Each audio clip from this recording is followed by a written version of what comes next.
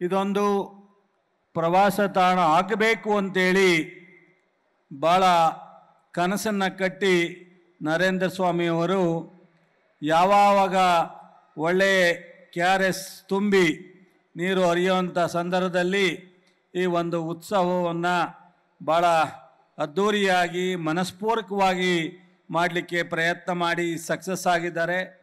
ಅದಕ್ಕೆ ನಮ್ಮ ಮುಖ್ಯಮಂತ್ರಿಗಳು ಸಹ ನಮ್ಮ ಜಿಲ್ಲೆಯ ಒಂದು ಕಡೆ ಮುಂದಿನ ತಿಂಗಳು ನಡೀತಕ್ಕಂಥ ಶ್ರೀರಂಗಪಟ್ಟಣದ ದಸರಾ ಆಗಿರ್ಬೋದು, ಈ ಜಲಪಾತೋತ್ಸವಕ್ಕಿರ್ಬೋದು, ಆ ಕಡೆಯಿಂದ ಕೊಳ್ಳೇಗಾಲದಿಂದ ಮಾಡಿದಂಥ ಜಲಪಾತೋತ್ಸವಕ್ಕಿರ್ಬೋದು, ಬಹುಶಃ ಅನೇಕರು ಹೊರಗಡೆ ಮಾತನಾಡ್ತಾರೆ.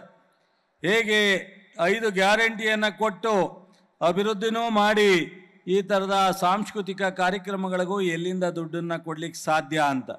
ಆದರೆ ಯಾವುದಕ್ಕೂ ಕೊರತೆ ಇಲ್ಲದಲೇ ಹಳ್ಳಿನಲ್ಲಿ ಮೊದಲು ನಾವೆಲ್ಲ ಹಿರಿಯ ಅಜ್ಜಿ ಯಾವುದಕ್ಕೆ ಕೇಳಿದ್ರು ದುಡ್ಡು ಕೊಡ್ತಿದ್ರಲ್ಲ, ಆ ರೀತಿ ಸಿದ್ದರಾಮಣ್ಣವರು 15 ಹಣಕಾಸಿನ ಮಂಡನೆ ಮಾಡಿರ್ತಕ್ಕಂಥವರು ಅವರ ಅನುಭವದಲ್ಲಿ ಅದು ಯಾವ ರೀತಿ ಮಾಡ್ತಾರೋ ಪವಾಡ ಮಾಡ್ತಾರ ಅಂತ ಅನ್ನೋವಂಥ ಅನುಭವ ಆಗೋ ರೀತಿಯಲ್ಲಿ ಈ ರಾಜ್ಯದಲ್ಲಿ ಅವರ ಅಧಿಕಾರಕ್ಕೆ ಬಂದ ಮೇಲೆ ಇಲ್ಲಿವರೆಗೆ ಯಾವುದೇ ಇಲಾಖೆಯ ಒಂದು ಕಾಮಗಾರಿ ಬಿಲ್ಲು ನಿಲ್ಲಿಸಲಿಕ್ಕೆ ಆದೇಶ ಕೊಡಲಿಲ್ಲ, ಯಾವುದೇ ಅನುದಾನವನ್ನು ಕೊರತೆ ಮಾಡಲಿಲ್ಲ.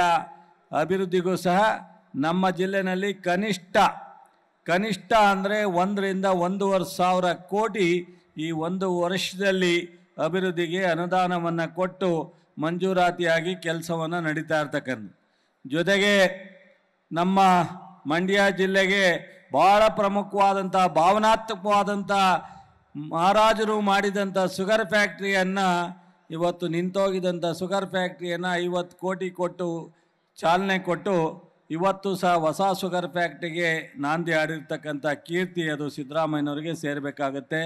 ಅದರ ಜೊತೆಗೆ ಕೃಷಿ ಜಿಲ್ಲೆ, ನಾವು ರೈತರ ಮಕ್ಕಳು ಅಂತೇಳಿ ಸದಾ ನಿಮ್ಮ ಮುಂದೆ ನಿಮ್ಮ ಆಶೀರ್ವಾದವನ್ನು ಪಡೆದು ಈ ಏನೆಲ್ಲ ಆಗಬಾರ್ದೋ ಅದೆಲ್ಲ ಅನಾಹುತಕ್ಕೆ ಕಾರಣಕರ್ತರಾದ್ರದು ಒಂದು ಕಡೆ ಆದರೆ ನಾವು ಯಾವ ಹೆಗ್ಗಳಿಕೆನೂ ಮಾಡಿಕೊಳ್ಳದಲೇ ಸಿದ್ದರಾಮಯ್ಯನವರ ನೇತೃತ್ವದಲ್ಲಿ ಕೃಷಿ ವಿಶ್ವವಿದ್ಯಾನಿಲಯವನ್ನು ಸ್ಥಾಪನೆ ಮಾಡಬೇಕು ಅಂತೇಳಿ ಈ ವರ್ಷ ಪ್ರಯತ್ನ ಮಾಡ್ತಾ ಇರ್ತಕ್ಕಂಥದ್ದು. ಮತ್ತೊಂದು ಕಡೆ ಇವತ್ತೇನು ಥೈಲ್ಯಾಂಡಿಗೆ ನೀರಿಲ್ಲ ಅಂತೇನು ಹೇಳ್ತಾ ಇದ್ದೀರಿ, ಬಹುಶಃ ನಾನು 3ನೇ ಬಾರಿ ಸಚಿವನಾಗಿದ್ದೀನಿ.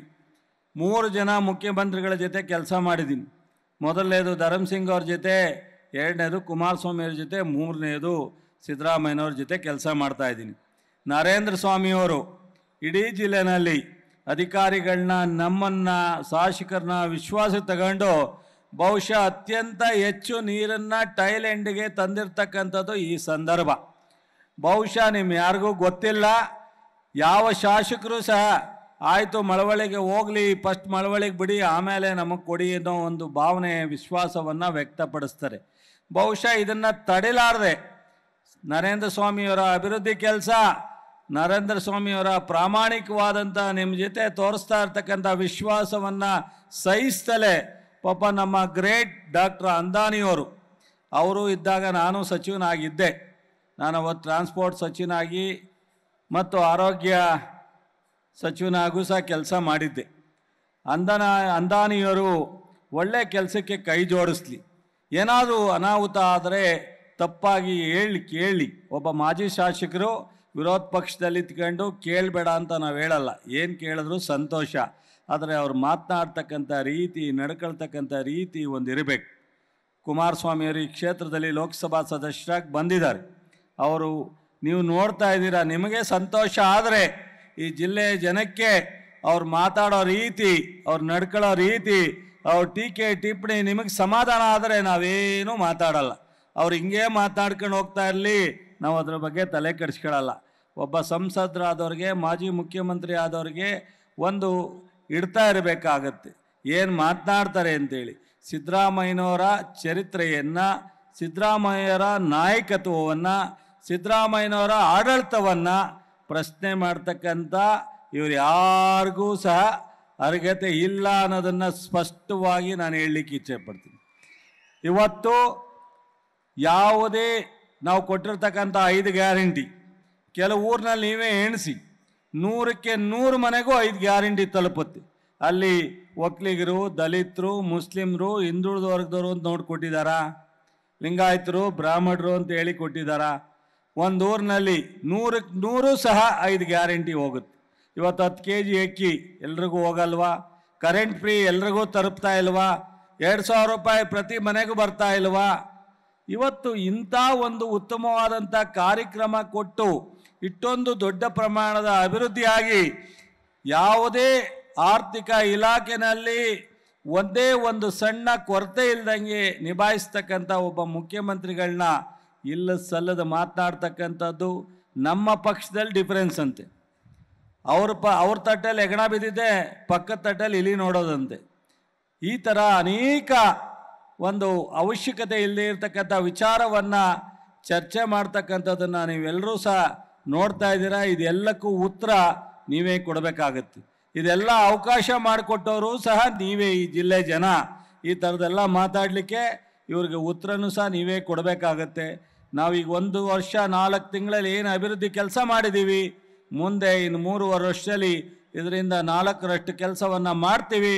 ಥೈಲ್ಯಾಂಡಿಗೆ ನೀರನ್ನು ತರಲಿಕ್ಕೂ ಸಹ ಈಗಾಗಲೇ MDಗೆ ಸೂಚನೆ ಕೊಟ್ಟವ್ರೆ. ಅವ್ರು ಮಾತನಾಡೋ ಸಂದರ್ಭದಲ್ಲೇ ಸಹ ಹೇಳ್ತಾರೆ, ಇನ್ನೂ ಹೆಚ್ಚಿನ ಅಭಿವೃದ್ಧಿ ಕೆಲಸವನ್ನು ಈ ಭಾಗದಲ್ಲಿ ಮಾಡ್ತೀವಿ. ಸಿದ್ದರಾಮಯ್ಯನವರು ಮಂಡ್ಯ ಜಿಲ್ಲೆ ಅಂದರೆ ಬಹುಶಃ ಮೈಸೂರಿಗೆ ಇಟ್ಕೊಡ್ತಾರೋ ಬಿಡ್ತಾರೋ ಗೊತ್ತಿಲ್ಲ. ಮಂಡ್ಯ ಜಿಲ್ಲೆ ಯಾವುದೇ ಕಾರ್ಯಕ್ರಮವನ್ನು, ಯಾವುದೇ ಅಭಿವೃದ್ಧಿ ಕೆಲಸವನ್ನು ನಾವು ಕೇಳಿದಾಗ ಇಲ್ಲಿವರೆಗೆ ಒಂದನ್ನು ಸಹ ಆಗಲ್ಲ ಅಂತ ಹೇಳಿಲ್ಲ. ಅಷ್ಟು ಅಭಿವೃದ್ಧಿ ಕೆಲಸಕ್ಕೆ ಪ್ರೋತ್ಸಾಹ ಕೊಡ್ತಾ ಇದ್ದಾರೆ. ಜೊತೆಗೆ ನರೇಂದ್ರ ಸ್ವಾಮಿಯವರು ಈ ಕ್ಷೇತ್ರದಲ್ಲಿ ಒಬ್ಬ ಮಾಜಿ ಶಾಸಕರಾಗಿ, ಮಾಜಿ ಸಚಿವರಾಗಿ, ಶಾಸಕರಾಗಿ, 3 ಬಾರಿ ಶಾಸಕರಾಗಿ, ಇವತ್ತು ವಾರಕ್ಕೆ 3-4 ದಿವಸ ಇವತ್ತು ಇಲ್ಲೇ ಇದ್ಕೊಂಡು ನಿಮ್ಮೆಲ್ಲರ ಜೊತೆ ಸಂಪರ್ಕ ಇಟ್ಕೊಂಡು ತಾಲೂಕಿನ ಎಲ್ಲ ಅಭಿವೃದ್ಧಿ ಕೆಲಸಕ್ಕೆ ಹೆಚ್ಚು ಗಮನವನ್ನು ಹರಿಸ್ತಾರೆ.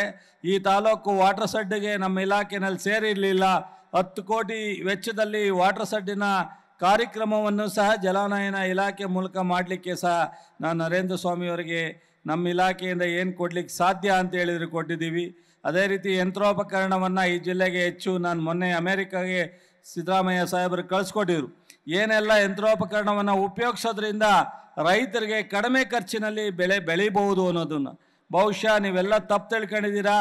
ನೀರನ್ನು ಹೆಚ್ಚಿಗೆ ಕೊಟ್ಟರೆ ಬೆಳೆ ಹೆಚ್ಚಿಗೆ ಇಳುವರಿ ಬರುತ್ತೆ ಅಂತ. ನೀರು ಕಡಿಮೆ ಆದಷ್ಟು, ನೀರನ್ನು ಕಡಿಮೆ ಕೊಟ್ಟಷ್ಟು ಯಾವುದೇ ಬೆಳೆ ಇಳುವರಿ ಜಾಸ್ತಿ ಆಗುತ್ತೆ. ಅದಕ್ಕೋಸ್ಕರ ಸಾಯಿಲ್ ಟೆಸ್ಟನ್ನು ಎಷ್ಟು ಸಾಧ್ಯನೋ ಅಷ್ಟು ಮಾಡಿಸ್ಬೇಕು ಅಂತೇಳಿ ಮಾನ್ಯ ಮುಖ್ಯಮಂತ್ರಿಗಳು ಹೇಳಿದ್ದಾರೆ. ಈ ಥರದ ಅನೇಕ ಇಲಾಖೆಯಲ್ಲಿ ಬದಲಾವಣೆಗಳನ್ನು ಸಹ ನಾವು ಈ ವರ್ಷ ತಂದಿದ್ದೀವಿ. ನಮ್ಮ ರೈತರ ಜಿಲ್ಲೆ, ಕರ್ನಾಟಕ ನಾಡನ್ನು ಅಭಿವೃದ್ಧಿ ಮಾಡ್ತಕ್ಕಂಥದ್ದು, ಸಾರ್ವಜನಿಕರ ಎಲ್ಲ ಸಮಸ್ಯೆಗೆ ಪರಿಹಾರವನ್ನು ಕೊಡ್ತಕ್ಕಂಥದ್ದು, ಎಲ್ಲ ಸೌಲಭ್ಯವನ್ನು ಪ್ರತಿಯೊಬ್ಬರಿಗೂ ಕೊಡಿಸ್ತಕ್ಕಂಥದ್ದು ನಮ್ಮ ಸರ್ಕಾರ, ಸಿದ್ದರಾಮಯ್ಯನವರ, ನಮ್ಮೆಲ್ಲರ ಕರ್ತವ್ಯ ಅಂತೇಳಿ ಈ ಕಾರ್ಯಕ್ರಮ ಭಾಳ ಯಶಸ್ವಿಯಾಗಿ ಮಾಡಲಿಕ್ಕೆ ಕಾರಣಕರ್ತರಾದ ನರೇಂದ್ರ ಸ್ವಾಮಿಯವರು ಮತ್ತು ಅವ್ರ ಜೊತೆ ಕೈ ಜೋಡಿಸಿದಂಥ ಎಲ್ಲ ಅಧಿಕಾರಿಗಳಿಗೆ ಮತ್ತೊಮ್ಮೆ ನಾನು ಅಭಿನಂದನೆಯನ್ನು ಹೇಳಿ ನನ್ನ ಮಾತು ಮುಗಿಸ್ತೀನಿ. ನ್ಯೂಸ್ ಫಸ್ಟ್, ನಿರ್ಭೀತಿಯಿಂದ ನಿಮ್ಮ ಪರವಾಗಿ.